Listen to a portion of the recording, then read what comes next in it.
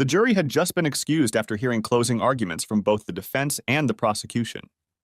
It was quite late, about 4 o'clock in the afternoon, so the judge ordered the jury back to the hotel, where they were sequestered for the 2-week trial, which was the culmination of an investigation that had lasted nearly a year. The defendant was taken back to the Tarrant County Correctional Center in Fort Worth, and nothing more happened until Monday, when the jury would reconvene.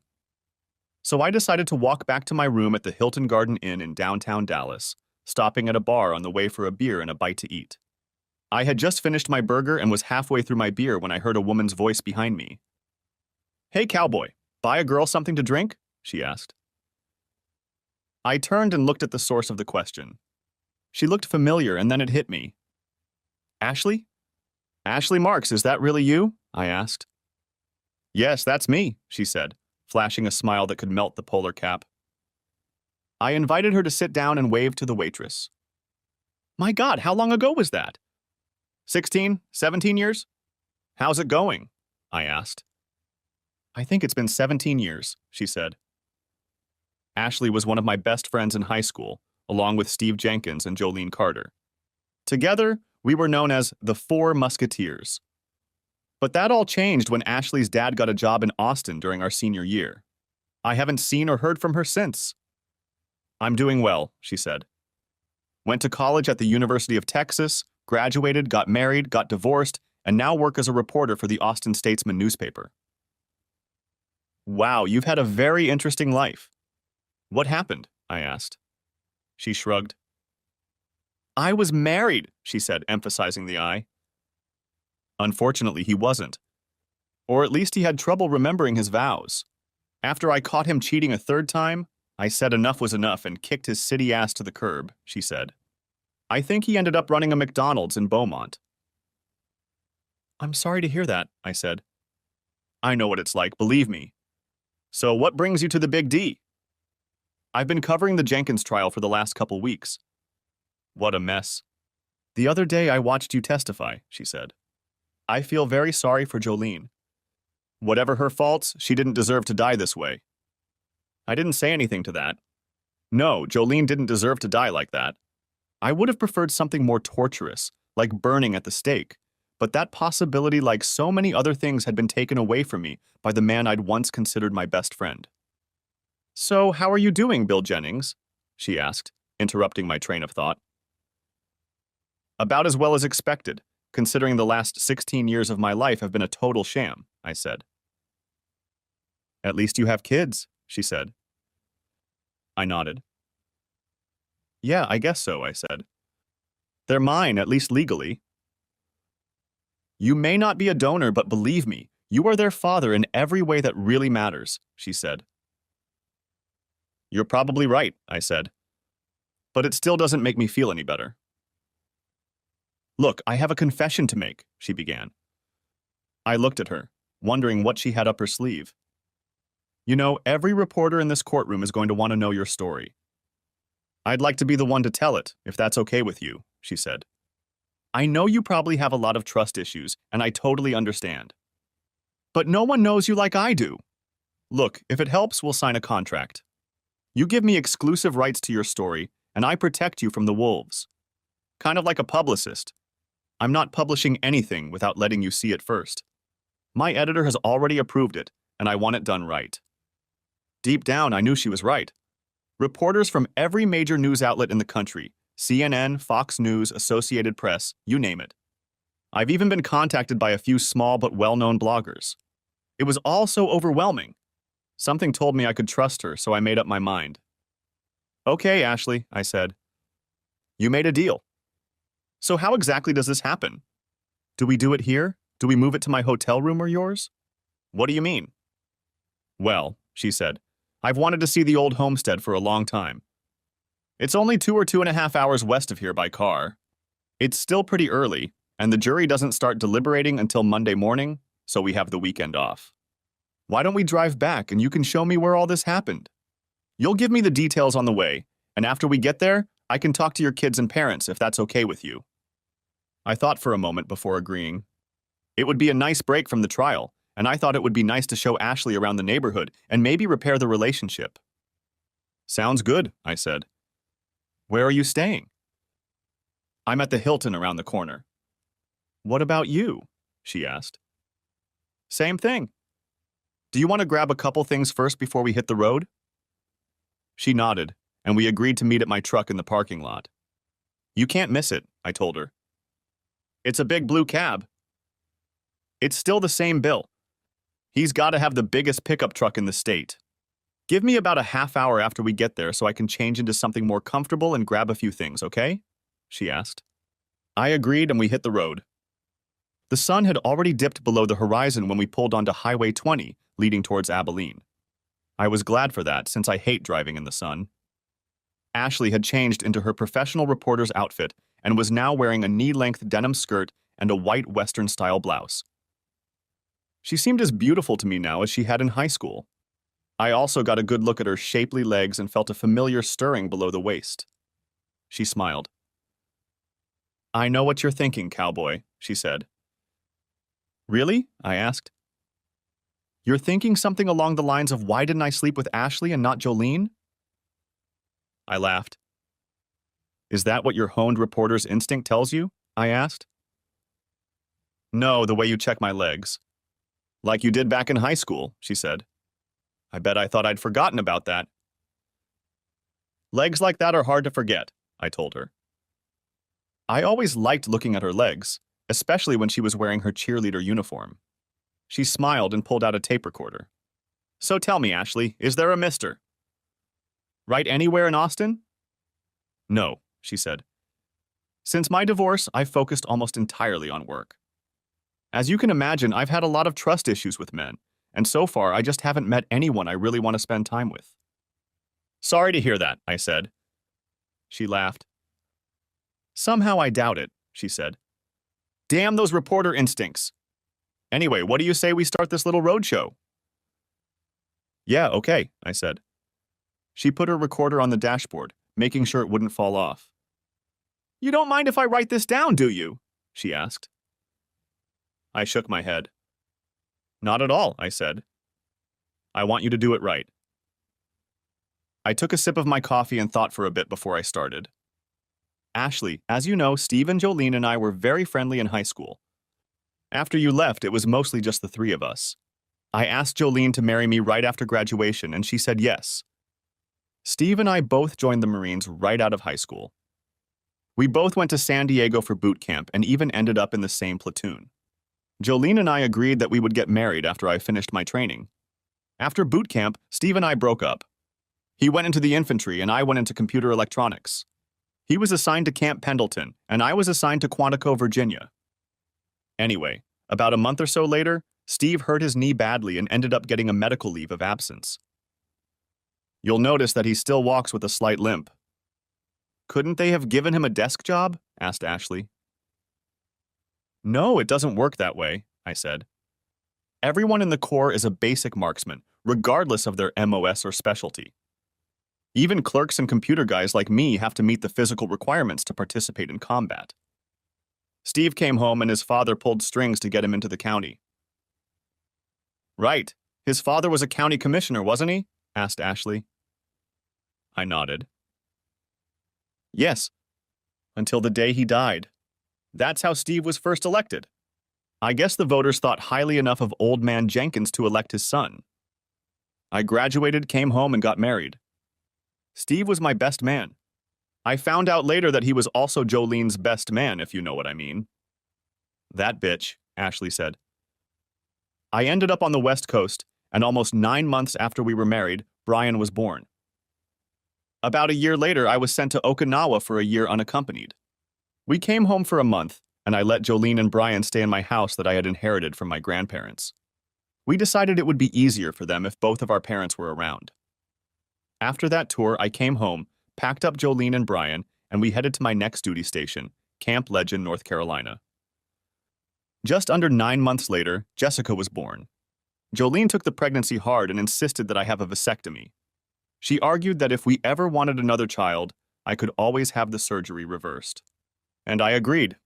Although if I had known then what I know now, things would have been very different. Looking at the pictures, it's easy to see Steve's traits in the kids, Ashley said. Didn't you notice it when they were born? That's a pretty fair question, I said. You might remember that when we were younger, people often said that Steve and I could pass for brothers. We have the same hair color and the same eyes. Hell, we even have the same earlobes. No, they both looked a lot like me when they were little, and they both have their mother's eyes and nose. It wasn't until they got much older that I started to notice the resemblance. When we get to my house, you'll see baby pictures. Anyway, I finished my service in the Corps and we all came home. Dad took me to his computer store and introduced me to all the other guys. I went straight to work for him, which was great. Unfortunately, I had to do a lot of traveling to do that. Did it ever bother Jolene? Ashley asked. I shook my head. No. Just the opposite. She seemed to enjoy my customer service and networking. Dad got clients in Dallas, Abilene, Wichita Falls, Amarillo, everywhere. Heck, we even had clients in Houston and Oklahoma City. Jolene thought it was great that I was building such a large client base, I said. In fact, my absence gave her all the time she needed to bring Steve into our home and into our bed. Of course, I found that out much later. You mean she actually did Steve in your marital bed? Asked Ashley. Yeah. All the damn time, I said. That's why I burned it and the mattress after she got shot. I don't blame you, Ashley said. I burned a few other things too, like the couch and chair Steve used, I said. Jolene's wedding dress burned too. Ashley wrinkled her nose. So Steve was a regular guest at your house, Ashley said. Yes, so much so that he even had his own chair. I didn't mind at the time since I considered him a friend. He'd come over to my place, especially on Sunday after church. We'd start watching the game, and he'd almost always fall asleep in that damn chair. The kids also started calling him Uncle Steve, almost at Jolene's insistence. It annoyed me at the time, but now I know why. Hey, I don't know about you, but I wouldn't mind warming up my coffee. Are you ready for a pit stop? I asked. Ashley turned off the recorder. Sure, she said. I could take a smoke break if that's okay with you. I nodded and turned toward the next exit. After taking a break from the road, we were back on the highway, heading towards Abilene. Ashley pulled out her voice recorder and set it on the dashboard. So all this time you had no idea Jolene was cheating on you with Steve? She asked. No, I guess I was the typical clueless husband. She never disrespected me, at least to my face, and there was never even a hint of sex in the house when I was away. I guess they've been pretty careful over the years, I said. When did you find out? She asked. About a year ago, I was sent to Los Angeles for a month-long training course on an ERP package we were contracted to support for a San Antonio client. Jolene and the kids did a great job of emailing me and calling me every day. One weekend, I got an email from Brian. Jolene and Steve had taken the kids to the lake to fish, and he had caught a pretty big bass. And he sent me a picture, I said. I pulled out my phone and handed it to Ashley, telling her which album to open. The picture I was looking for showed Brian holding a large fish. Sitting next to him was Steve. Jolene was standing on the other side of Brian with her left hand on Steve's right shoulder. What do you see in this picture? I asked Ashley. My God! She exclaimed. They look so much alike. They even have the same dimples. Yeah, I said. I noticed that too. Now look at Jolene's left hand. What stands out in it? Ashley arranged the picture and enlarged it with her fingers. I don't see any rings, she said. That's right, I said. You'll never guess where they were. Ashley threw me a perplexed look. I led her over to the folder where Jessica's pictures were kept. Look over there until you see an ashtray, I said. Okay, I get it, she said. Magnify the picture and tell me what you see. Her eyes widened as she zoomed in on the image. Is that what I think it is? She asked. I nodded. Yes. The same ring I put on her finger when I married her, along with my great-grandmother's wedding ring. And guess whose butts are in that tray? Let me guess, Steve's, she said. Oh, that's not all, I told her. That ashtray is not only in our bedroom, it's on my nightstand. Which means Steve was in our bed, probably with Jolene. Ashley started to cry. How could she do that to you? And you say Jessica sent this? she asked. Yeah, I said. She often helped my mom clean the house, which meant cleaning and wiping down all the ashtrays. She saw it before they left and took a picture and sent it to me. She was very upset. I can imagine, Ashley said. Did she say anything to Jolene? Not that I know of, no. I wrote her back and asked her not to say anything to my mom. I also asked her to take the rings out, put them in her pocket, and mail them to me. Ashley laughed. I bet Jolene was tied up for that, she said. Yeah, Jessica has been acting like a real trooper this whole time. She did everything I asked, but Jolene was going crazy trying to find those rings. She even invited Steve over to help her search. They went through the garbage, opened siphons under sinks, that sort of thing. Too bad I wasn't around to record it. So what did you do? Ashley asked. My course ended on Friday afternoon, so I went straight away and came home on Saturday night. Jolene met me on the street crying because she had lost her grandmother's ring. She was completely out of it. I asked all the usual questions. Did you look everywhere? Did you put it on the sink? And so on. She kept insisting that she had looked everywhere. Then I reached into my pocket and pulled them out. I thought she was going to faint.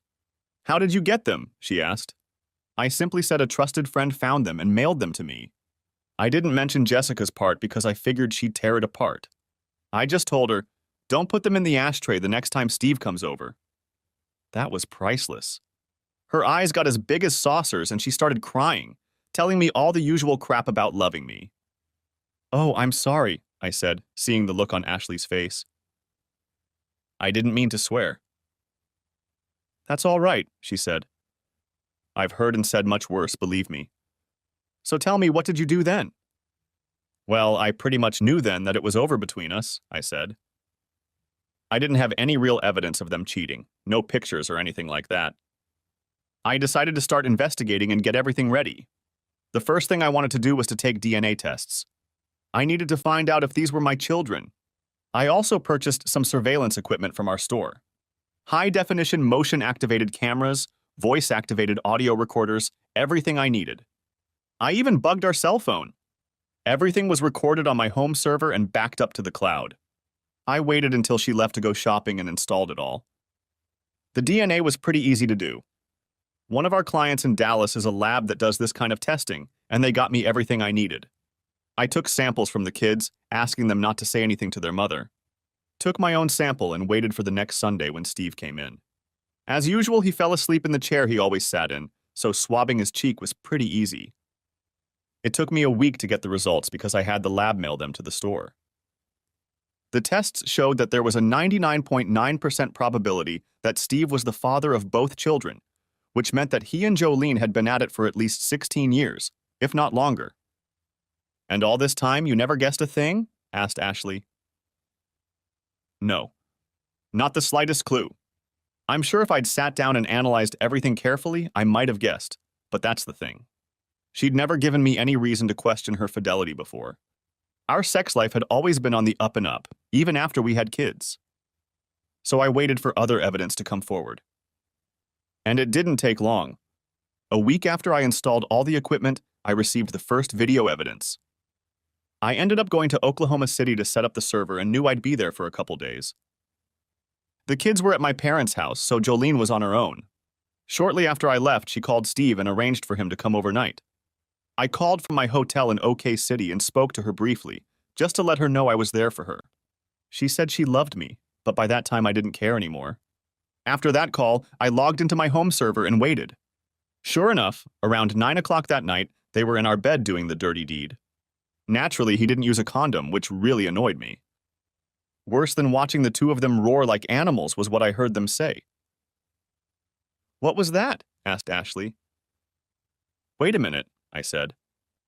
I have to turn onto this road. Then it's another 30 minutes. I had to concentrate on this stretch of road. It was getting dark, and there were no lights, no guardrails, and no white lines marking the sides of the road. Anyone who wasn't looking carefully could easily end up in a ditch or worse. It was also near where Steve's drug-dealing buddies were operating. Most of them had been arrested or stopped after Steve's death, but I was always on the lookout. A couple times I had to replace the windshield when it got knocked out. There was also a lot of wildlife, mostly armadillos and deer. I flicked on the high beam and turned on the light bar on the roof of the cab. Then I turned on the police scanner and CB radio and pulled my gun out of the glove compartment. I wasn't going to take any chances. Finally, we got to my house, and Ashley noticed a DSS car parked in the driveway. "Who is it?" she asked. "Defense," I said. "They've been watching this place since Steve's arrest. Some of his buddies thought they could burn the place down in retaliation, but we stopped them. It's cold." I patted the pistol in its holster. She realized what I meant. "Are we going to be safe here?" she asked. I nodded. "Yeah," I said. "We have round-the-clock security. DSS is also keeping an eye on my family and kids. I think most of Steve's buddies are already locked up, but we're not going to take any chances. Hell, they had to lay off almost the entire sheriff's department. Let's go check it out and I'll introduce you." After pulling into the garage, Ashley and I got out of the car and walked over to the patrol car. The police officer got out of the car and approached us. "Bill Jennings?" he asked. "I thought you were all in Dallas for the trial." We shook hands. "The trial just went to the jury this afternoon. By the way, this is Ashley Marks, a reporter from the Austin Statesman. She'll be with me this weekend, gathering information on Steve for an article," I said. Nodding to her, he touched the tip of his gray Stetson. "Nice to meet you, ma'am," he said, smiling. He looked at me again. "Things have been quiet so far. Since the Rangers took the last gang out of here, things have been quiet. But who knows? My replacement will show up soon." "Thank you," I said. We shook hands and parted ways. "Have a good night, you hear?" he said as we headed for the door. "I will," I said. "You too." I set the coffee pot down and gave Ashley a tour of the house as we walked inside. The original house was built in 1866 by William Bryan Jennings after he returned from fighting for the Confederacy in the Civil War. Since then, the house has been expanded, remodeled, and modernized many times, but there are still a few places to see the original 150-year-old structure. Today, the house has 5 bedrooms on 2 floors and a 3-car garage with a covered porch. The house had a bedroom for each of the 2 kids, a master bedroom, one room converted into a place for Jolene's sewing and needlework, and another room set up as a playroom TV room for the kids. I suggested Ashley sleep in the master bedroom since it was the only one with a bathroom, and I figured she would appreciate the privacy. I, on the other hand, could sleep on the futon in my den office downstairs, as I had been doing since I became convinced of Jolene's infidelity. Ashley, however, wouldn't hear of it. "Nonsense," she said. "This bed is big enough for 4 people. There's plenty of room, and we're both adults who can control ourselves." That threw me off balance. "Okay, if you say so," I said. She smiled and led me down the stairs. "You have a story to tell me, so let's get to it," she said. "Let me call the kids first so they know we'll be there tomorrow," I said. I called my parents' house, talked to my dad, then to the kids. They were excited to see Ashley, and we agreed that we would be there for lunch. I grabbed my coffee and headed into the living room. As I put the cups down, I found that I had a stack of DVDs, and I grabbed them from the study where I kept them under lock and key. "That should help a lot," I said. Her eyes widened. "Oh my God, how many videos do you have?" she asked. "Quite a few, actually," I said. "Some of it is from here at home. Some of it is from the security cameras in my office. I've also scanned all the documents, and I have a whole bunch of photos and audio recordings. So everything I have is here. And I have some copies just in case." I pulled out the disc, confirmed it was the one, and put it in the DVD player. "Let me warn you that it's very graphic," I said. "I'm ready," she said. I reminded her that this particular DVD confirmed my suspicions. I also reminded her to listen carefully to what it was about. I pressed play, and the clip started. Jolene walked into the bedroom, followed by Steve. Jolene took off her rings and tossed them into the ashtray on my nightstand. Steve, smiling, put out his cigarette on them. "To hell with him and his great-grandmother's ring," Jolene said. Steve laughed. Ashley grimaced, tears welling up in her eyes. Eventually, they started having fun. Ashley covered her eyes. Apparently, it was too much for her. I fast-forwarded through the most graphic parts, and Ashley seemed to appreciate the gesture. It'll take about an hour, I said. It was bad enough as it was, but the pillow talk afterward is a real buzzkill. Thank you for letting all of this pass by, Ashley said. It's one thing to hear that someone you love and care about is cheating. It's quite another to watch it happen. They lay on their backs and smoked a cigarette. Steve pounced on Jolene's rings again. Jolene turned on her side, facing Steve. I'm pregnant again, baby. Looks like you're going to be a daddy again, she said. Steve frowned. Damn it, didn't you take your pills? He asked. Yeah, I might have missed a day or two, but that was pretty much it. Why can't you use a condom?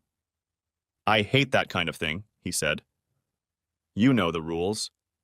No rubber bands. I guess you'll have to get another abortion. Either that or convince him it's his baby. I can't have another abortion, Steve, she said. I've already had 3 and the last one almost killed me. I was so sick I ended up in the emergency room. Besides, you know Deep Shit had a vasectomy after Jessica was born. It was your idea to make sure he didn't get me pregnant. Well, what do you want to do? Asked Steve. I want to go away and marry you, she said. That's all I've ever wanted. And I think Bill's got us figured out anyway. I told you I'm not the marrying kind. Besides, a family could complicate things for me, and I like what I have now. Bill works and pays, and I get paid, he said. And don't worry about him knowing anything. Hell, he's so damn stupid. We could have fun right in front of him, and he wouldn't realize a thing. Why don't you just do to him what you do to other guys? She said. Well, those guys were illegals anyway. No one would have missed them. Besides, who's going to cry over some scumbag drug dealers being in the country illegally? Heck, by getting rid of those guys, I probably secured half the voters. It's one thing to put a bullet in the head of an unknown illegal alien. It's another thing to do it to a respected member of society. Maybe you can have an accident, Jolene said. It wouldn't be the first time, and you know people die driving down Indian Trail all the time. People who do that are usually commuters looking for scenery, and they don't know the road like he does. We might be able to do something about it, but we won't get away from him just yet. Maybe we can find something that will incapacitate him gradually. Poison, for instance. Let's think about it for a while before we come up with a plan.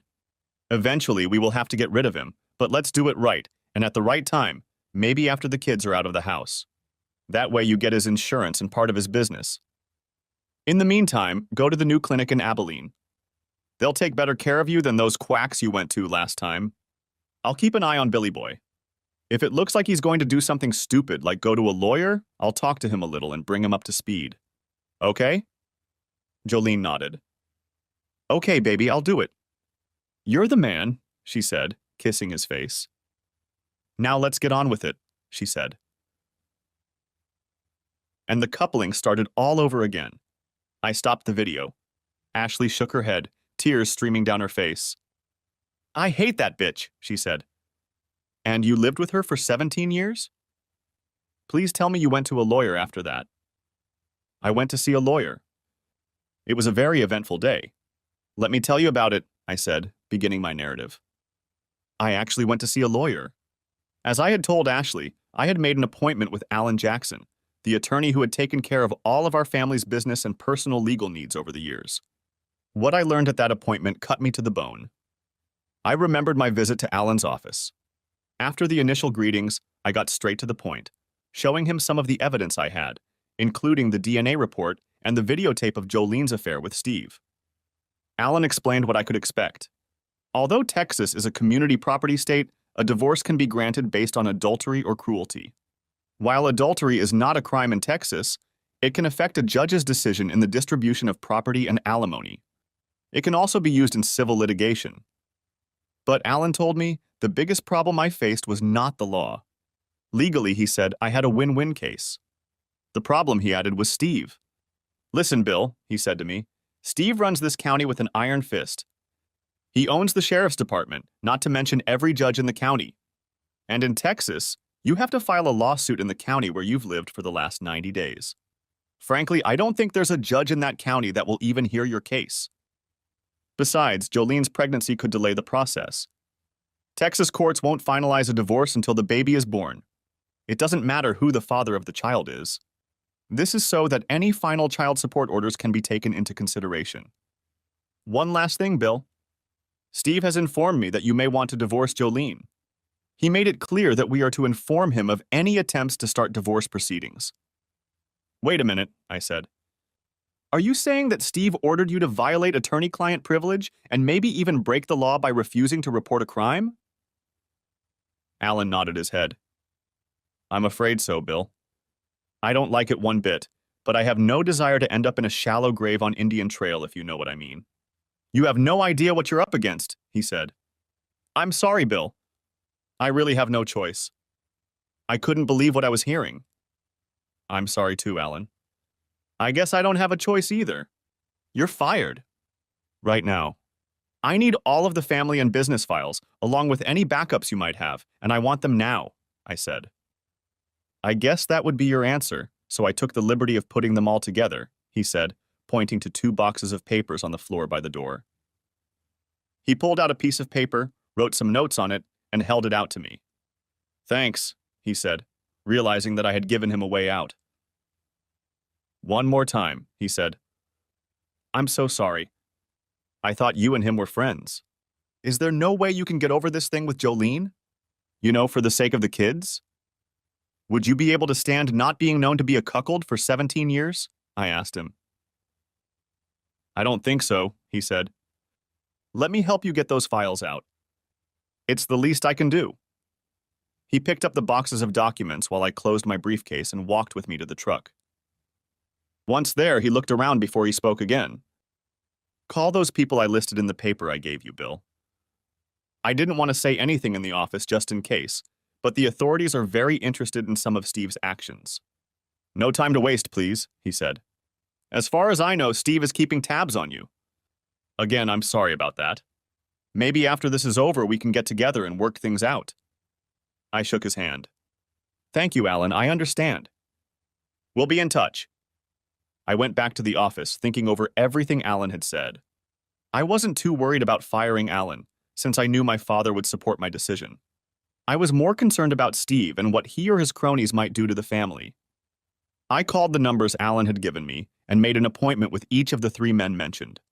One was an expensive, high-ranking family law attorney with a well-deserved reputation as a blood-sucking shark. Another was a state's attorney, and the third was a senior Texas Ranger officer. All of them were located in Dallas. I talked to my dad and told him I fired Alan as our lawyer. He was fine with it. Why the hell did you do that?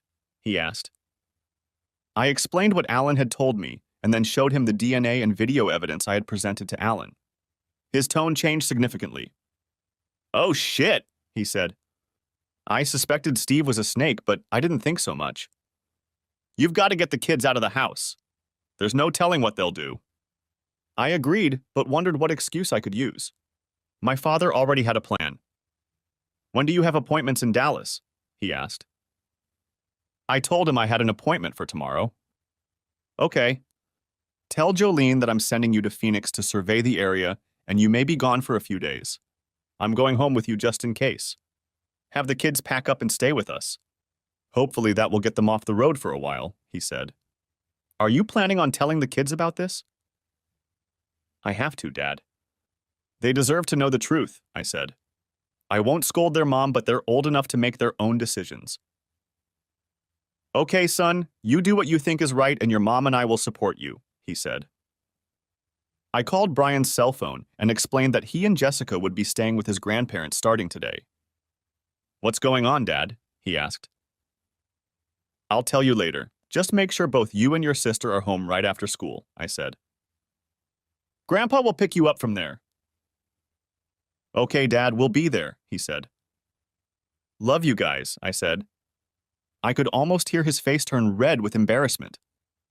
I love you too, Daddy, he whispered. A few minutes later, I got a message from my secretary. Bill, Steve Jenkins is here to see you, she said. I pulled my gun out of its holster and placed it on the desk for easy retrieval, turned on the VCR to capture the meeting, and told the secretary to send it over and let my father know he was here. Steve walked into the office like he owned the place and immediately saw the 9mm pistol on my desk. Not a bad piece of equipment you've got, he said. Didn't know computer geeks used guns. What do you want, Steve? I asked. Straight to the point. Okay. Look, I know you went to see Alan Jackson today, he said. So? What's in it for you? I asked. If you're thinking of divorcing Jolene, forget it, he said. I don't care if you know about her and me, but I'll be damned if I'm going to let you drag me through the mud in court. Tell me, Steve, why? I thought we were friends. Why did you and Jolene do that? How long did it last? How long? He asked. That's a good one. You're going to like this. We actually started back during prom. You remember, don't you? Ashley was my date, but Jolene and I got away for a while and got into it. You were dancing with Ashley when we got back, remember? Hell, we were all 18 at the time, so we weren't doing anything illegal. Then we got back together when you were at Quantico. Remember when I messed up my knee at Pendleton? We did that quite a bit until you came back. Jolene was on birth control, but I guess she forgot to take it the day you got married, he said. You were my best man, asshole, I said. I was hers too. I have to admit, I really enjoyed watching her walk down the aisle. She was so beautiful. And guess what? 9 months later, Brian was born, he said. Well, isn't that a kick in the butt? Of course, we weren't together until you brought her home on vacation. That was just before you went to Okinawa. Yeah, Jolene and I had a good time. Spent almost every night together while you were there. She got pregnant about 6 months later and had an abortion. Didn't want you coming home with a pregnant wife. Hell, I even slept with her the day your plane landed. And guess what? 9 months later, Jessica showed up, he said. By the way, it was my idea to have Jolene make you get a vasectomy. We didn't want her to have any of your children. Thought it would be too complicated to keep track of who was born to whom. Jolene screwed up a couple times over the years, and she had to go to a boarder. Good thing your insurance covers abortions. We were doing great all these years until you decided to wise up. You couldn't just leave things the way they were. Nah, you had to become outraged and righteous. That's how it's going to be. Now that you know about us, there's no need to divorce and hide it. From now on, I'll come to you any time of the day or night. And when I'm there, I'll play with Jolene. Wherever I want. And when I am there, you will remember that I am the master of the house. You will do what I say when I say and how I say. And if you get any ideas in your head about stopping me, think of the kids. I wouldn't want anything bad to happen to them. You bastard, I said. You touch one hair on those kids and I'll put you down like a rabid dog. And I don't care if it's the last thing I do in my life. Talk all you want, asshole, Steve said. Just remember who's in charge around here. Hell, I own this county. I own the sheriff's department. I own every goddamn judge in the courthouse. And now I own you. You play ball, you'll be all right. You step out of line and everything will be all right. For you and for the kids. Would you hurt your own children? I asked. What happened to you? I've grown up, Steve said. And you better grow up too, Cookie. I'll see you around. Steve walked out of the office and I stopped the tape. I burned it to DVD, sent a copy of the video to my dad and my contacts in Dallas, and called my dad. Dad, check your mail. We better move right now, I said. He just threatened me and the kids. Okay, my father said. Let me make the call. Call Brian and have him pick up Jess and come to my house. Let the school know and I'll meet you at the house. I think it's time to evict your wife.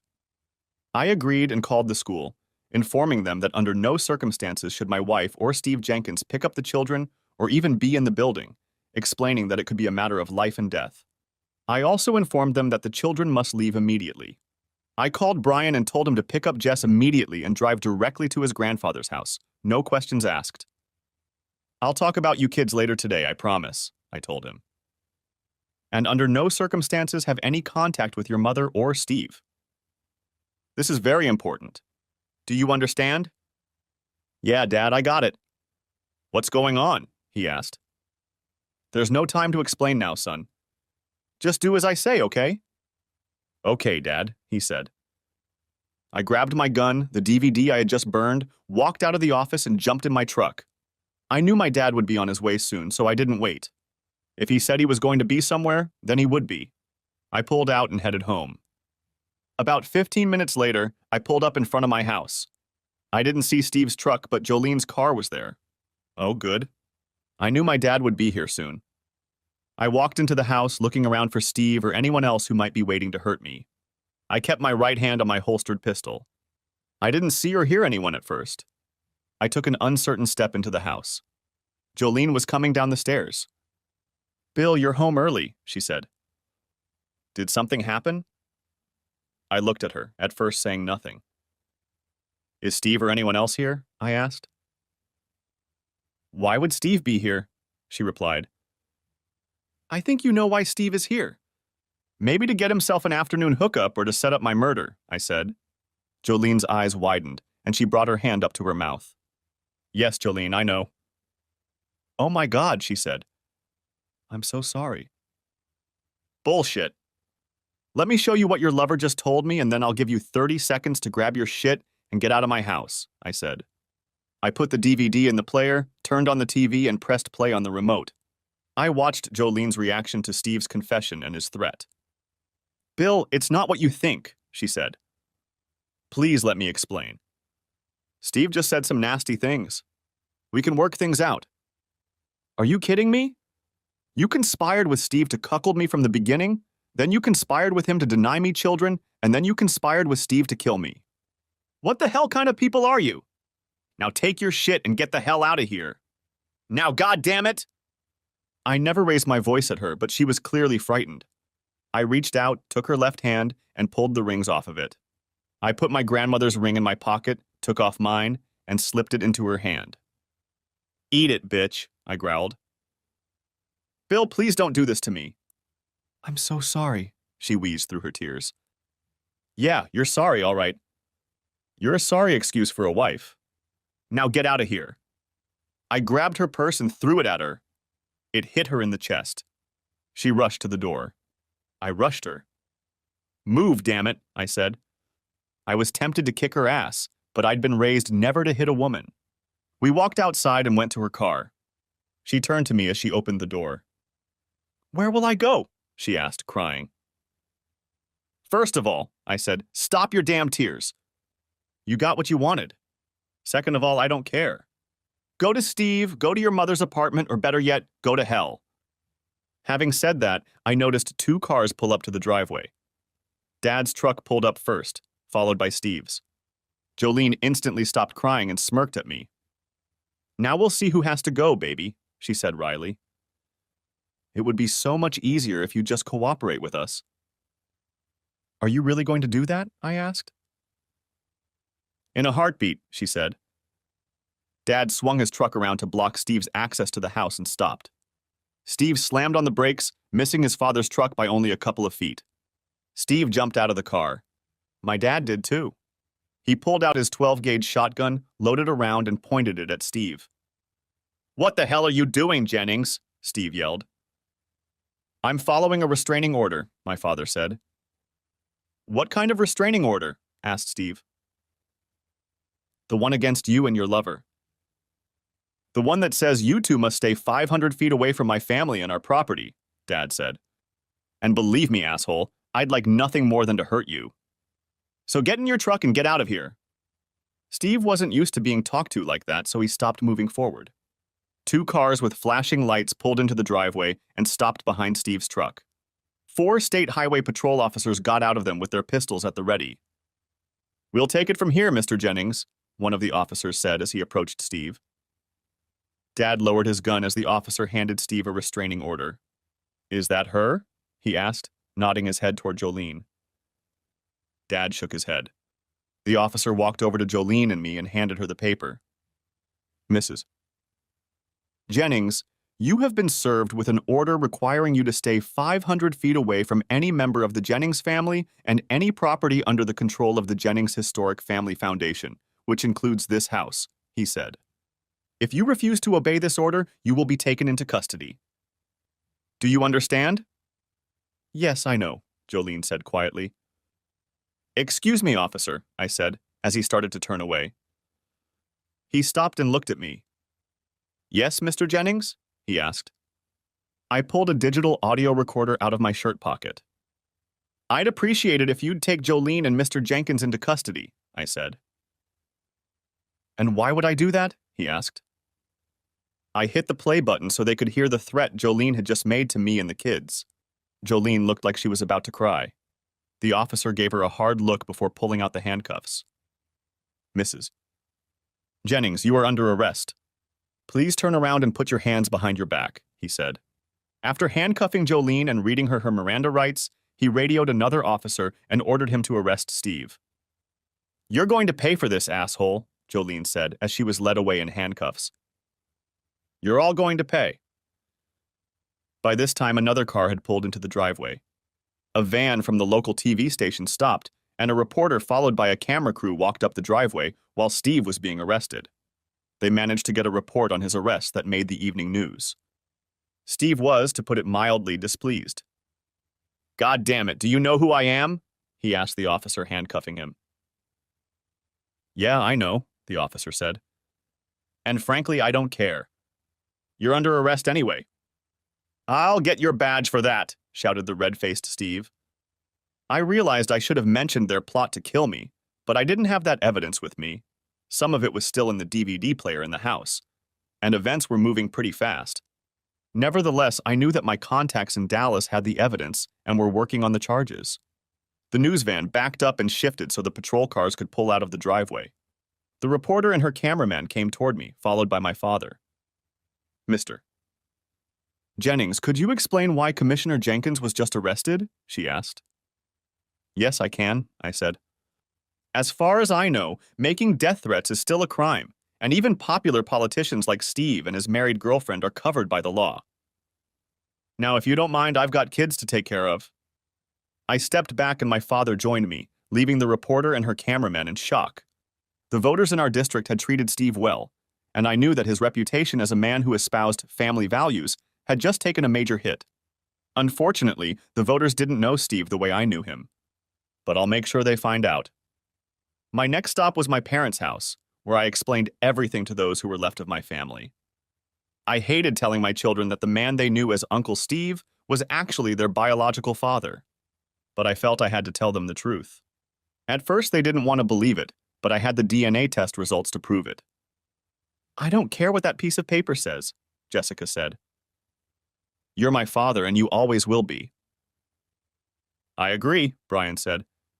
I loved those kids and was proud of them, even if the donor was Steve. We hugged and shed a few tears. After saying a tearful bye to my kids and family, I went back to my house, packed up my stuff to last me a couple days, and headed to Dallas. And that's when you found out how bad it really was? Asked Ashley, interrupting my narrative. Yeah, I said, resuming my narration after another sip of coffee. The next day, I met with Dave Brooks, a Dallas attorney known as a bloodthirsty shark who usually gets his way in the courtroom. What I didn't realize was that he had arranged for me to meet with all three men I had approached. I was quite surprised to see them all in place when I showed up at his office early that afternoon.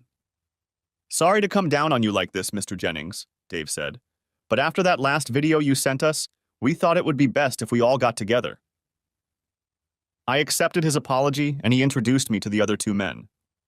John Hancock, a prosecutor from the state's attorney's office, shook my hand and took charge of the meeting. Mr. Jennings, let me start by apologizing for what you've been through, he said. There's no easy way to say this, so I'll just speak up. We have evidence, lots of evidence, showing that Steve Jenkins is not only involved in a number of criminal acts, but that he was assisted by your wife. Not only is he involved in drugs, but we have evidence that he ran guns, engaged in human trafficking and human slavery, and was involved in organizing prostitution. Worse, forensics directly links him to at least 6 murders. Furthermore, your wife is involved in much of this activity, especially the prostitution. We had hoped to have a little more time to put this together, but the threats against you and your children have forced us to push the timeline back considerably, he said. The third man, Don Jacobs, captain of the Texas Rangers, summarized the situation from his point of view.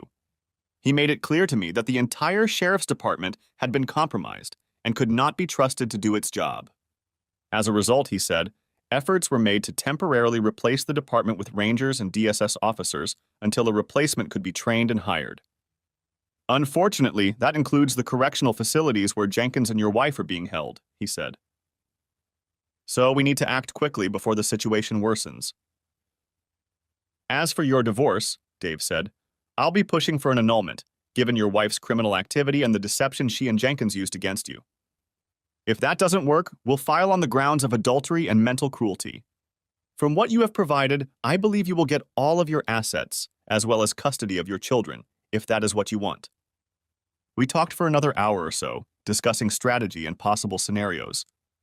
Dave handed me a DVD that he said contained videotapes of my wife's actions by private and government investigators.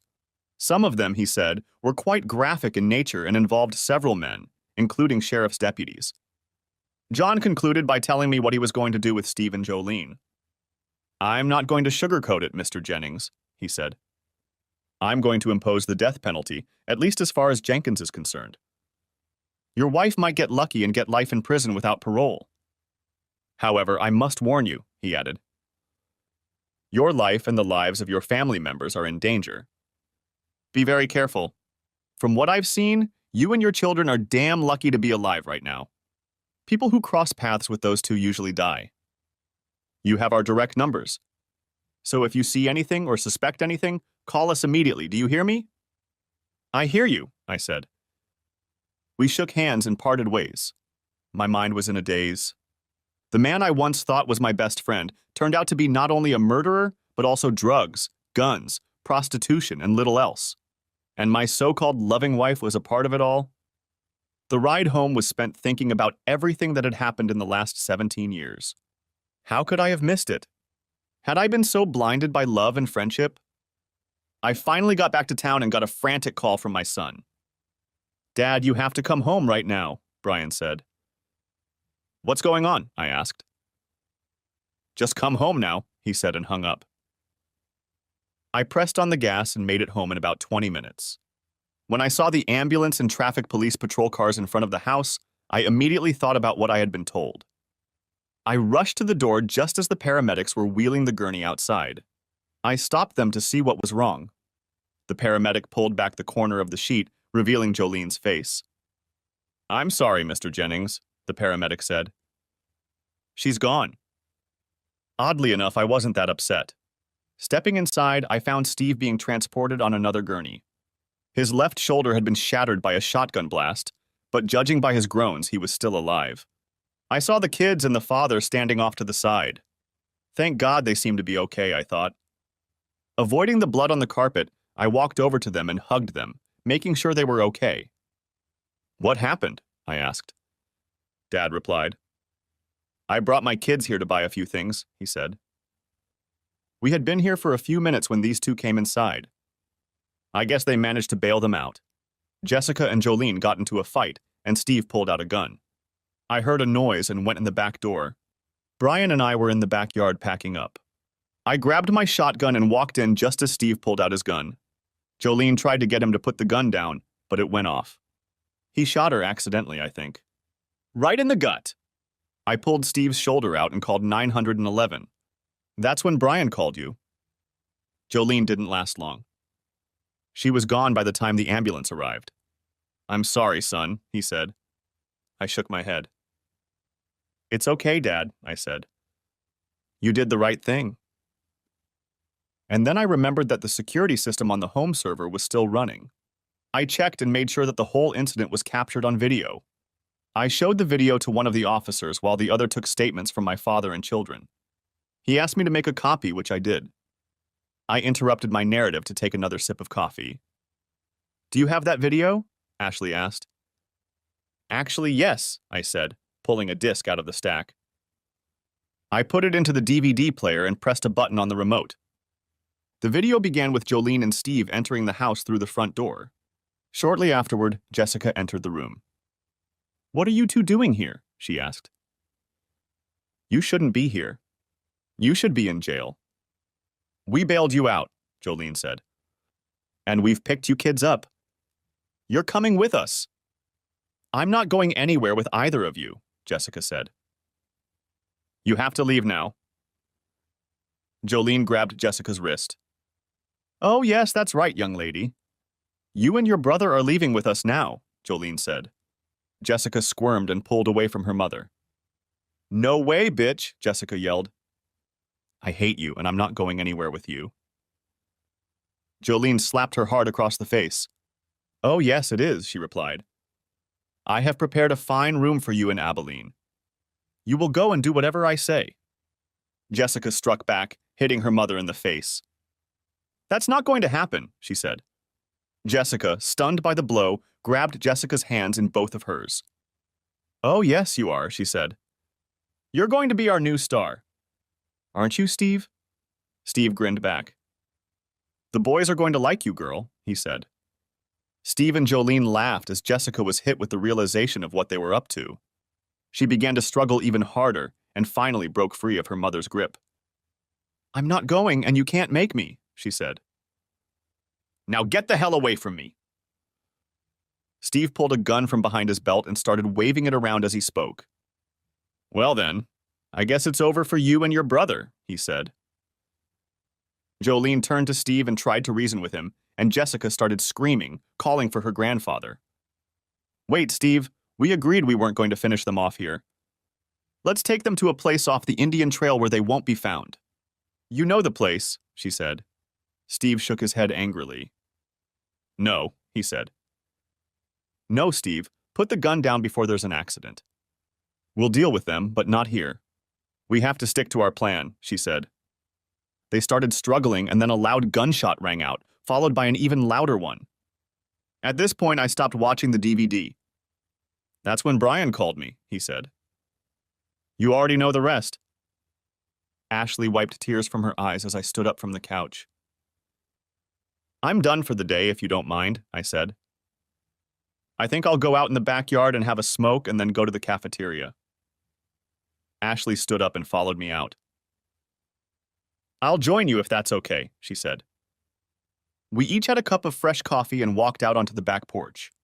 For a while, neither of us said anything. The silence was broken by Ashley. I forgot how dark and quiet it is out here, she said. I guess I'm used to city life. She looked at me for a moment before saying something else. Bill, you need to get it over with before it tears you apart, she said. Easier said than done, I told her. How do you come to terms with the fact that the woman you've loved all these years has been lying to you all this time? I feel like I've been cheated out of my whole life. My kids aren't even mine, for crying out loud. I understand a little of how you feel, she said. Remember, my husband was a serial cheater. But not everyone is like that. Yeah, I know, I said quietly. Ashley put her arms around me, trying to comfort me. Whatever it takes, Bill, just know that I'm here for you, okay? I'll always be here for you. I hugged her back and thanked her. It was nice to have her around, and she felt really good around me. I can't tell you how many times I wish we had met in high school, she said. I thought the same thing. Maybe if my dad hadn't transferred to Austin, we would have. And none of this would have happened. You know, I was even jealous of Jolene in those days. Really? I asked. But you were with Steve. The only reason we dated was because you and Jolene were hot at the time. But I had my doubts even then. I knew Steve wasn't the type to get attached to one girl. He even told me that, she said. Well, there's no point in crying about it now, I said. Besides, if you and I had gotten together, you wouldn't be a reporter in the big city. Perfect, she said. Yeah, sure. You know there are times when I'm willing to give it all up just to be with a good man, she added, looking at me. I looked at her again. You know, I think you would, I said. After a while, we went back to the house and got ready to end the day. I decided to lie down on the couch, as I had done many times since Jolene had been shot. Even though there was a DSS officer posted outside, I was still concerned that one of Steve's buddies might sneak in. Besides, I still wasn't sure how things would work out with Ashley, and I didn't want to escalate things, considering I'd only slept with one woman in my entire adult life. Ashley thankfully understood. Just don't make a habit of it, cowboy, she said, smiling. I lay down and fell soundly asleep, waking up to the smell. Bacon! Rise and shine, Ashley said, standing over me in a long t-shirt. Breakfast is ready, so come and get it. I got up from the couch and made my way to the kitchen table to admire the scene before me.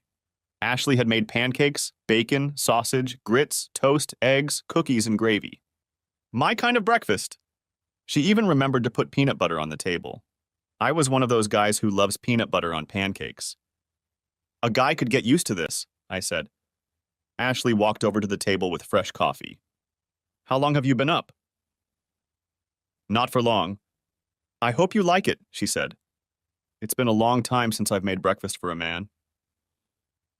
It certainly smells good.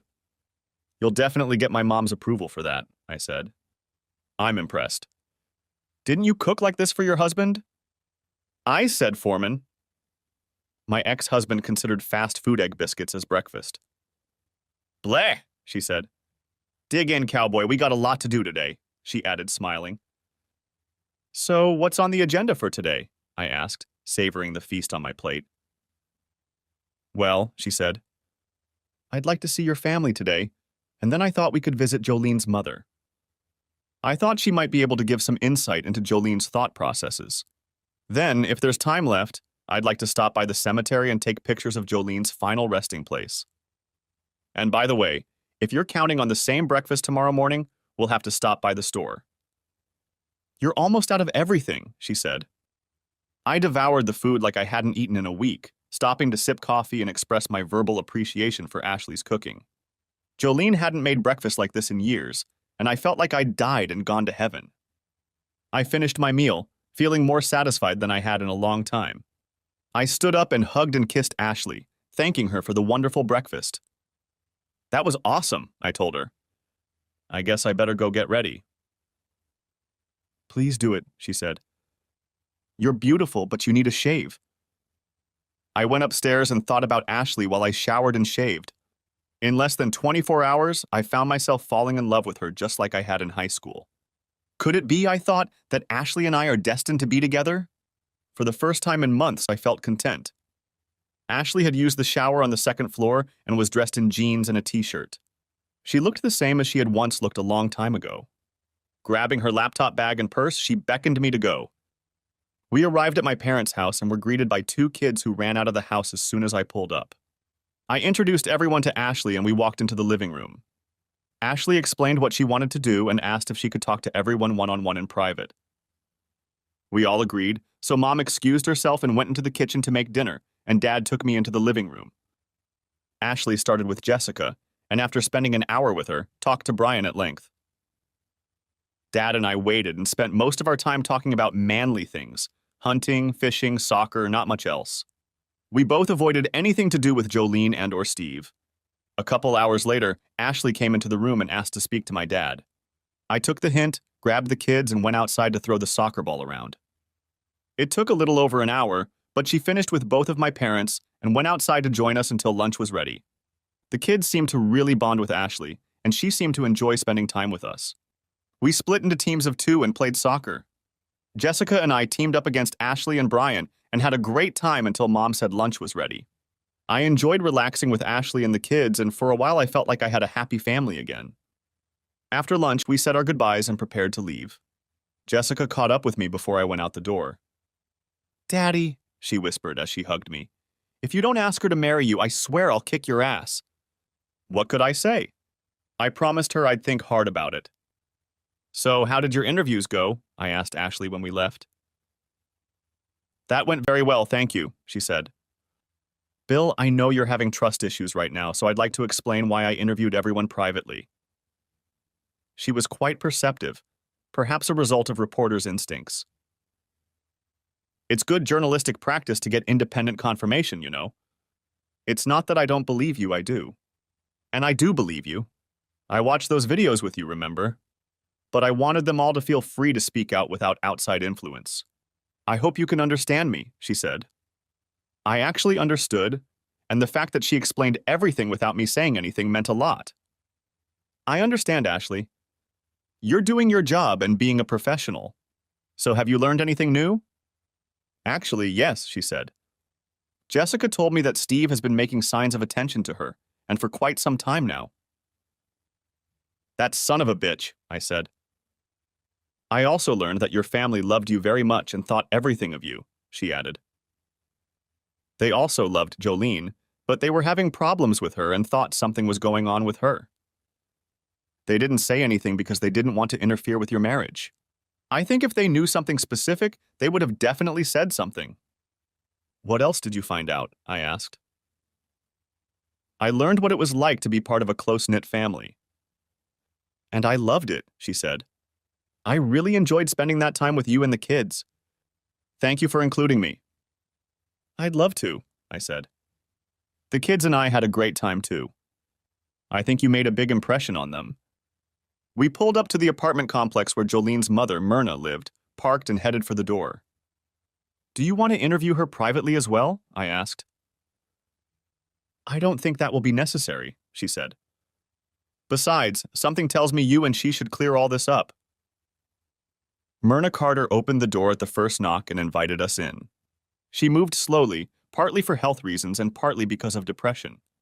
Her husband, Jolene's father, had died several years ago in a mysterious accident, and after Jolene's death, she had been left alone, with no direct relatives. How are you feeling? I asked, hugging her. I'm doing fine, Bill, thanks for asking, she said. She hugged Ashley and looked her over from head to toe. Ashley Marks, you're as beautiful now as you were in high school. Thank you for coming to see an older woman.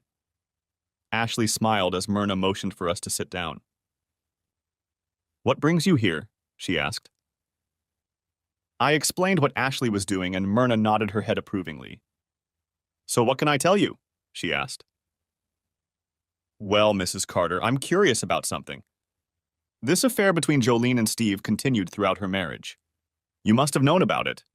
I'm curious to know why you didn't say anything to Bill? Myrna lowered her eyes before answering. She looked embarrassed. Yes, I knew, she said. I'm sorry, Bill. I should have said something to you. You didn't deserve what they did to you. How long have you known? I asked. Almost from the beginning, she said. Remember that year you spent in Okinawa? Steve practically lived with Jolene all that year. They were careful to make sure he wasn't in the house when your family was around. I told her she was making a huge mistake, but she refused to listen to me. So, I began, if Jolene wanted to be with Steve so badly, why did she marry me? I would have let her go if she'd just said she wanted to be with him. She was a confused girl, Bill. She actually loved you both, but in different ways. You see, to her, you were stable, dependable, a good husband and father. Steve, on the other hand, wanted nothing to do with raising children. He had always been a wild child and didn't want to commit to the bonds of marriage. You were a support for her and he was a source of adventure. I'm sorry, Myrna, I said. Jolene had sex with Steve the day we got married. She had 2 children with him and passed them off as mine. In the end, she plotted to kill us all. These are not the actions of a loving wife. I know it's hard to believe, Bill, Myrna said. But she really did love you, at least at first. At least that's what she told me. So, what happened? Asked Ashley. What changed Jolene so much? Well, Ashley, people change over time, I guess, Myrna said. Steve latched onto Jolene and soon began to control her. I told her about it once, but she warned me that if I said anything to Bill, I'd regret it later. Myrna looked at me. That's why I stopped coming to the kids, Bill. I'm sorry, but I just couldn't go there and look you in the eye knowing what Jolene was doing. I knew I'd probably say something that would hurt them. Sometimes they scare the hell out of me. Did you know about her abortions? Asked Ashley. Myrna nodded. Yes, it is. Jolene confided in me about it. I told her she was being stupid and would get caught sooner or later, but she just shrugged it off. Said it was her choice and Bill had no say in it. I suggested she do the right thing and divorce Bill. She laughed and said she would never divorce. Said it wouldn't be long before she inherited everything Bill had anyway. How long ago was that? Asked Ashley. I don't know, maybe it's been a year and a half or so, Myrna said. We left it up in the air for a few seconds. So Jolene and Steve had been meaning to do this to me for a long time. I wanted to say something, Bill, but I was so scared. You know how scary Steve can be. I knew. Something bothered me about all of this, so I spoke up. Myrna, did your husband know about all this? I asked. I think so, she said. I know she and Steve were talking just before the accident. Myrna's husband was known as one of the best mechanics in the area, if not the best, and took very good care of all his cars. Investigators called the accident an accident, but were never able to explain how one brake line mysteriously failed and how the traction mysteriously weakened. I guess that's all in the past now, isn't it? Asked Myrna. By the way, I don't blame you and the kids for not attending the memorial service. Especially after what she did to you guys. I was hoping a few of her old friends would come, but it was just me and the priest, she added, wiping a tear from her eye. I want to thank you, Bill, for paying for the cremation. I thought it was interesting that you had them put her in a wedding dress. I was hoping that maybe Jessica would want to do that. Ashley looked at me. You cremated her in her wedding dress? Did you? Why? I told you I burned her wedding dress. I just didn't tell you that she was wearing it at the time. I also made sure she wore the wedding ring I gave her. To tell you the truth, I thought it was appropriate. I decided she didn't need our marriage, so... The last straw of revenge. I get it. Did you cremate her wedding ring too? Asked Ashley. But not the engagement ring. I nodded. She seemed half amused, taking notes. Anyway, Myrna said, I want to thank you for making sure I got a Jolene IRA. It helped a lot since I have a steady income and all. Jolene had an IRA? Asked Ashley. Yeah, I said. When she was shot, it had about $350,000 in it. I didn't even know she had it at the time. She also had another $200,000 in a savings account that I knew nothing about. I put it in a trust fund for the kids' college education. Don't ask me how she did it because I don't think I want to know. Interesting, she said, returning to her notebook. She turned to Myrna. Mrs. Carter, is there anything else you can add? Myrna shook her head. Nothing that catches my eye. I think you all know almost everything else. Myrna looked at me. I'm so sorry about the way things turned out, Bill. I put my arm around her. It's okay, Myrna. Listen, feel free to stop by the kids anytime you want, okay? I'm sure they'll be happy to see you. She nodded and thanked me, then hugged Ashley. Thanks for stopping by, she said as we got ready to leave. And please don't be strangers, okay? We promised to stay in touch and left.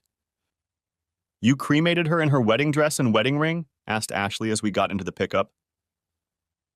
It felt like it at the time, I said. Ashley went back to her notes as I made my way to the cemetery. We made our way through the manicured grounds until we reached the columbarium where her ashes were kept. The short granite plaque read Jolene Carter and listed the year of her birth and the year of her death. There was no further indication on the plaque of who or what she was. At least you treated her remains with some dignity, Ashley said. Well, I said, it was done mostly for Myrna's sake. If it were up to me, I'd just flush her ashes down the toilet. Interesting that you made them use her maiden name, she added. Yeah, I figured since she didn't have any use for our family in her life, I wouldn't burden her with the family name for eternity, I said. They tried to get me to write something like loving wife and mother on the monument. I figured they wouldn't write cheating whore or lying conniving bitch, so I kept it simple. Ashley took her pictures and turned to me and put her hand on my chest. There's still a lot of anger in him, isn't there? Tell me, Bill, did you ever mourn for her? At all? She asked. The truth was, no. In fact, I hadn't shed a single tear since she was shot. All my love for her had been burned away by her lies and cheating. Her threats against the children and myself had pretty much destroyed all my feelings for her. Part of me was ashamed, and it brought tears to my eyes. Damn it, I didn't want to do this in front of Ashley. I shook my head and started to turn away so Ashley wouldn't see my tears. She stopped me and made me turn around to face her. You need to get it out of your head, Bill, before it eats you up, she said. Let it go and you can move on with your life. What kind of life is this, Ashley? I asked. Everything I thought I had all these years turned out to be a lie. Everything. I shook my head and tears began to roll down my cheeks. Ashley wrapped her arms around me and pulled me tight against her. That's what happened. I sobbed uncontrollably for quite a while. Ashley didn't say anything but kept hugging me tightly, kissing my face from time to time. I finally calmed down and looked at Ashley. I wiped a tear from her face that had rolled down her cheek. "What's that?" I asked. "She was my friend too, remember? The four of us, you, me, Steve, Jolene, the four musketeers? I loved her like a sister back then," she said. "I hate what she turned into, but I loved her anyway." "You loved her too, and for a very long time. You married her, raised 2 children with her. That must mean something." "You're probably right," I said. "Damn right, cowboy." "I'm here and now, Bill," she added.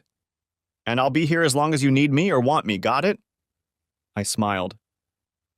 "I get it," I told her. She smiled and patted my chest. "We need to get to the store before it gets too late," she said. "What do you want to do about dinner?" I thought for a moment before answering. "How about a trip to Charlie's?" I asked. "They're cooking a killer steak and there's a band there tonight." "You're asking me out on a date? In front of your wife's ashes?" "Why not?" I asked. She smiled, kissed me on the lips, and looked at Jolene's marker. "Bye, Jolene," she said. "Your husband is asking me out." I stared at the marker for a while before returning to the truck. "Bye, honey," I whispered. I thought I heard a quiet sob next to me, but there was no one there. I figured it was the wind playing tricks on my mind, but without wasting any time, I walked back to the truck where Ashley was waiting for me. "Are you okay?" she asked. "Yeah," I said, starting the pickup. "Let's go get breakfast and get ready for tonight." We stopped by the farmer's market where we bought eggs, bread, milk, bacon, and anything else Ashley thought we might need, and then headed home. Home? What a concept. For a while, I'd thought of this place as just a house, a place where I slept. But now being here with Ashley felt natural to me. I showered, shaved, and dressed, then waited for Ashley to finish doing what women did when they were getting ready for a date.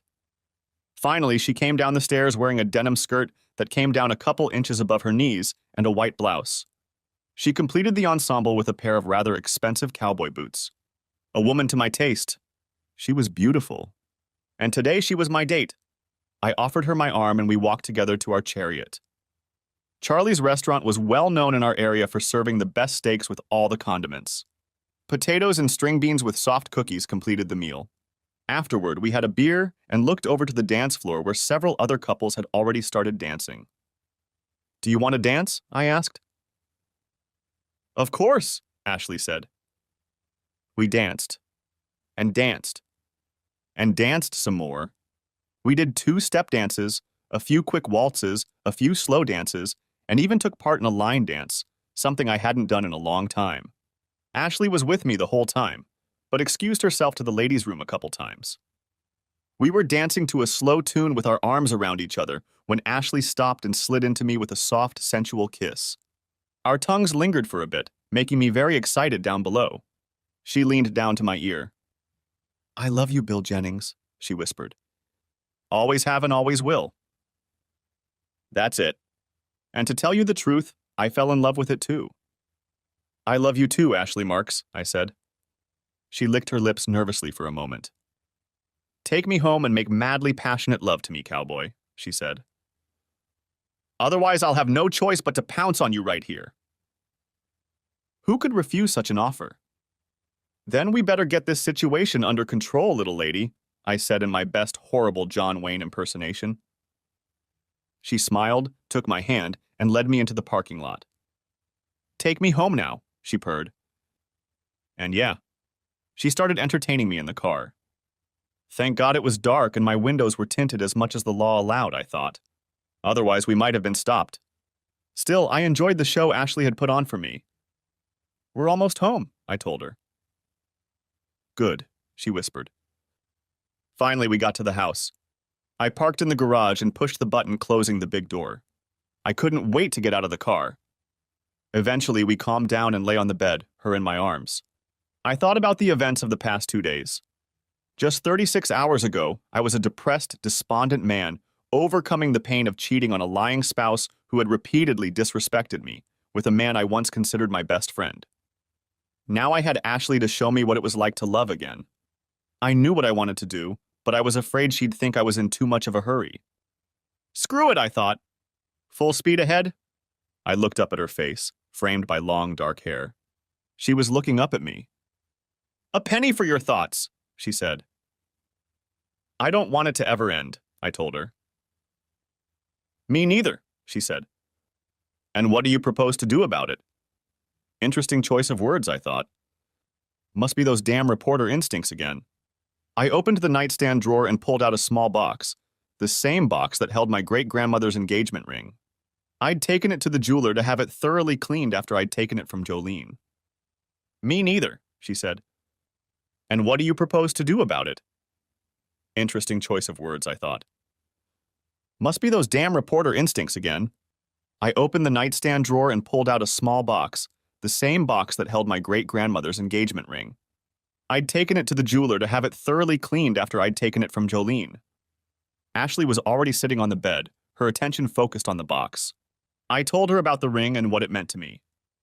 The ring was originally given to my great-grandmother a couple years before my great-grandfather went to fight with the Germans in World War I. He fought in the Battle of Belleau Wood, the 1917 battle where the Marines were nicknamed Devil Dogs. He survived the war, but exposure to German gas shortened his life considerably. My great-grandmother passed the ring on to her oldest son, who gave it to his future bride. After Pearl Harbor, he fought the Japanese in the Pacific and was wounded at Guadalcanal and Iwo Jima. My grandfather returned home and they had 2 boys, one of whom was my father. By the time my grandmother was about to pass away, my parents had been married a long time, so it was decided that I would get the ring. You see, Ashley, this ring not only symbolizes my love for you, but also over 100 years of Jennings family history. I understand if you'd prefer a new ring, but I want you to know what it means to me. This isn't just a hand-to-hand thing. Ashley looked at me, a tear in her eye. Yes, she said. Both and both. I will marry you and promise to make you the happiest man in the world for the rest of your life. And I will be proud to wear your great-grandmother's ring. There is only one condition. Condition? I asked. Yes, she said. Promise me you'll cancel the vasectomy. I plan to give you a whole house full of kids. Maybe someday I can pass it on to one of our grandchildren. I smiled, put the ring on her finger, and we kissed for a long time before making love once more and falling asleep in each other's arms. The next morning, I woke up to the better-than-sex smell of bacon. I did my morning chores and went downstairs to see Ashley making another of her killer breakfasts. We ate breakfast and packed our bags for the trip to Dallas. We decided to shower together, which naturally led to another hot session of lovemaking. I decided to call the kids and give them the news after we finally got dressed and packed. I dialed the number and put it on speaker so Ashley and I could hear their answer. "Woo-hoo!" shouted Brian when I told them we were getting married. Jessica was just as happy. "Good for you, Daddy," she said. "You've got a real winner." "Congratulations to you guys," my dad said. "And welcome to the family, Ashley." "Thank you, Mr. Jennings," she said. "Mr. Jennings was my father," he said, laughing. "You can call me Daddy if you want." "Okay, Dad," Ashley said. "Thanks again." "Ashley, I'm so excited for you two," my mom said. "Have you set a date yet?" "Not yet," Ashley said. "I have some things to take care of in Austin first, but that will happen as soon as possible." I had one more thing to discuss with the kids. "Brian," I said, "you know, I think it would be great if you and Jessica visited your Grandma Carter from time to time. Just stop by to say hi and let her know you're thinking of her. She's still your grandmother, and she misses you. What do you say?" "Okay, Dad," he said. "Good for you," I told him. Brian and Jessica were great guys, and I knew they'd do the right thing. We said our goodbyes and loaded into the pickup truck for the return trip. Something Ashley had said to my mom stuck in my mind. "I almost forgot you were working in Austin. What are your plans?" "I mean, long-distance relationships don't always work out," I said. "Do you know that Jake Carson is retiring as editor-in-chief of the Daily Record?" she asked, referring to the local paper. I didn't know that, but I asked her to continue. "I sent in my resume last week before we met, and they want to talk to me about the job. He won't retire until 3 months from now, and it will take me 2 months to finalize things at the Statesman." "What if you don't get the job?" I asked. "That's okay," she said. I'll quit my job and live with someone I know in the neighborhood, she teased. Anyway, as I understand it, no one else is interested in the job, and the board really wants a woman at the helm, especially with my experience. And I have some ideas on how to improve circulation. Sounds like you've got it all figured out, I said. Well, I like to be prepared, she said. No matter what happens, you know I'll support you 100%, right? I asked. She wrapped her arms around my neck and looked into my eyes. And that's only part of the reason I love you so much, she said. Think about it. If I had stayed at Statesman, there's no telling where they would have sent me. Or for how long. They'd call me up in the middle of the night and send me across the country to cover some asshole politician. Then they'd send me across the country to cover something else. I was tired of living in hotels. So when I saw this opportunity, I had to jump at it. The paycheck probably won't go up much. In fact, the pay may end up going down, but it will be worth it just to live in one place. And if I don't get a job, that's okay too. I can always write online, maybe do some freelancing, or even write a book. Maybe start a blog about stupid people who cheat on their spouses. Personally, I'd rather spend all my time in bed with you. That's the plan I like best, I told her. Come on, let's go outside. After closing up the house, I plucked a few flowers from the front flower bed. If you don't mind, I'd like to make a stop along the way, I said. Oh? She asked. Do you have a girlfriend hiding in an alley somewhere? You should know better, I said. I knew she was just teasing, but the question still bugged me. I didn't make a big deal out of it. You're right, I'm sorry, she said. We both got burned, so it's a sore subject for me, too. I was actually thinking about everything you said yesterday at the cemetery. Thought it might be time to put it behind you, I said. Good for you, she replied. We pulled into the cemetery and stopped next to where Jolene's ashes were kept. We both got out of the car and walked toward the monument. I knelt down and placed the flowers in a vase next to the monument. By the way, Jolene, Ashley and I are getting married. Just thought you might be interested to know, I said. Yes, she's dead, I know, but saying it out loud seemed therapeutic for some reason. Ashley stood over me and spoke too. And if the kids are okay with it, I plan to adopt them, she said. We said our goodbyes and walked back to the truck. Do you really want to adopt children? I asked. Hell yeah, Ashley said. They deserve a mother they can trust. Are you okay with that? Of course, I said. In that moment, I realized that marrying Ashley was the best decision for all of us. I thought she would be an amazing mother, and I knew Jessica would need a strong, loving mother as a teenager. We were silent most of the way back to Dallas, and Ashley used the time to work on her story. She seemed to be enjoying the task, and I had time to reflect on the events of the past few months. Finally, we pulled up to the hotel and picked up our bags. You know, Ashley said, there's no reason for you to leave your room. The paper's paying for mine until this is over, so why don't you move in with me? I'll work on my articles, of course, but then we'll have plenty of time. I liked the idea and agreed with it. At least let me pay part of the bill, I said. She waved me away. You can pay for our dates, okay? She asked. And it was settled. I checked out of my room and moved in with Ashley. That night we went out for steak, danced a little, and went back to bed for another night of wild lovemaking. The next morning we got to the courthouse in time to get good seats. The jurors were brought in from the hotel and immediately began deliberations. Ashley did her duties as a reporter, taking testimony from attorneys representing both sides and talking to other observers and legal experts. It didn't take long for the jury to decide the case. By 1:30, word came that the jury was ready to deliver its verdict to the judge. Steve sat emotionless as the jury entered the room. The judge took his seat and asked if the jury had reached a verdict. We have it, Your Honor, the foreman said, handing the piece of paper to the bailiff.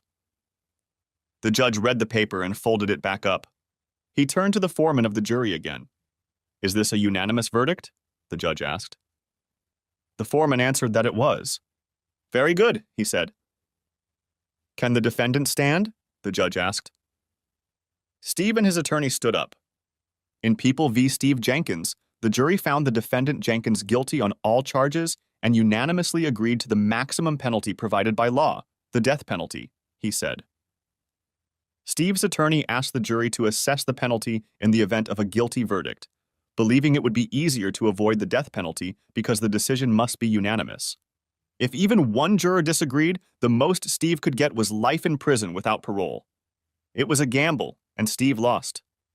Steve was found guilty of 6 counts of first-degree murder, 1 count of manslaughter, several counts of conspiracy to commit murder, and a host of other charges that included smuggling, human trafficking, drug trafficking, and prostitution. The defense asked to poll the jury, and the judge agreed. One by one, each of the 12 jurors said they agreed with the verdict and the punishment. Mr. Jenkins, I'm not a big fan of the death penalty, but I completely agree with the jury's decision. If ever there was a case that deserved the death penalty, this is it. I order that you be taken from this court and transferred to Huntsville State Prison, where you will be put to death in the manner prescribed by law at the earliest opportunity. And may God have mercy on your soul, said the judge, striking the gavel. My lawyer approached me and gestured for me to follow him. We caught up with the officers escorting Steve out of the courtroom. He talked to them for a minute, and they nodded, looking at me. Steve looked at me, his eyes red and his body hunched like an old man's. "What are you looking at, asshole?" he said. "Right now I'm looking at a worthless piece of shit," I said. "I always wanted to know what he looked like. Now I know." My lawyer handed Steve 2 forms and told him to sign them. "What the hell?" he asked. "What the hell is this?" One is a form to relinquish all parental rights to Brian and Jessica Jennings, and the other spells out the disposition of your estate upon execution. It's basically a will that says that what remains of your estate after taxes and penalties are paid will be liquidated and divided into 3 parts. 1/3 will go to Myrna Carter, the mother of your longtime lover, 1/3 to a trust for Brian Jennings, and 1/3 to a trust for Jessica Jennings, he said. Steve looked furious, but realized he was finally defeated and signed both forms. He looked at me with hatred in his eyes. "Are you happy now?" he asked. "I will," I told him. "By the way, Ashley Marks and I are getting married, and she's agreed to adopt the kids." "Enjoy hell, asshole. I look forward to pissing on your grave." My attorney thanked the officers and we left. I didn't see Steve again until the day of his execution. And yes, I peed on his grave, but I made sure Ashley wasn't around. I didn't think she'd approve. Finally, the nightmare was over, and I was looking forward to a new chapter in my and Ashley's life. Epilogue. True to her word, Ashley let me read the story she had written about me, and I was impressed. The story went viral, and Ashley took part in several talk shows to discuss the whole sordid episode. She was even approached about a possible movie deal, but she ultimately turned it down. She did, however, win a Pulitzer Prize for it. The Statesman was reluctant to let her go, but realized her life had taken a different path and gave her a nice bonus and recommendation when she left. The Daily Record Board gladly accepted her as the new managing editor, and in the first year the small paper's circulation tripled, prompting the company to build a new facility and hire more staff. We both decided we wanted to avoid a big church wedding and got married in our backyard, inviting family and friends. Ashley's parents drove down from Austin along with a few of her closest friends from Statesman. Her dad walked her down the aisle and shook my hand warmly as he handed her to me. Brian was my best man and Jessica was Ashley's maid of honor, so it was truly a family wedding. After the vows were exchanged, the priest asked us all to turn to face the audience. "Ladies and gentlemen, it is my honor to introduce Mr. and Mrs. William Jennings and his family to you for the first time," he said to loud applause. Brian walked over to Ashley and put his arm around her. "Welcome to the family, Mom," he said, smiling. Ashley hugged him, tears in her eyes. Jessica hugged her too. "I love you, Mom," she said. "I love you too," Ashley said as she hugged both kids. My father came over and hugged us both, then reached into his pocket. "I hope you enjoy your honeymoon," he said, pulling out an envelope that contained 2 tickets for a week-long Caribbean cruise. "Thanks, Dad," Ashley and I said almost in unison. And a new adventure began. 10 months after returning from the cruise, Ashley gave birth to twins, a boy and a girl. We named the boy William Frederick after my grandfather and the girl Alicia Marie after Ashley's grandmother. On their birthday, I happened to run into George Mason, a major politician in our neighborhood. He shook my hand, accepting my celebratory cigar. Congratulations, Bill, he said. I thanked him. By the way, he said, you know we have an election coming up. There are a few people who think you could take Steve's place on the old commission, if you're interested. After all, you're the one who brought him down in the end. Kind of like our own version of the man who shot Liberty Valance, right? I asked. He laughed. Except John Wayne wasn't waiting in the shadows this time, he said. Thanks, but I don't think I can take a pay cut. I have 2 new mouths to feed, I said. You could still run your business, he asked. Maybe there's another reason? Well, yes, there is. Dad said something the last time we discussed the whole Steve thing, I said. What's that? George asked. Power corrupts, I said. The end. Thanks for watching. I hope you enjoyed it. So subscribe to my channel and watch the next video.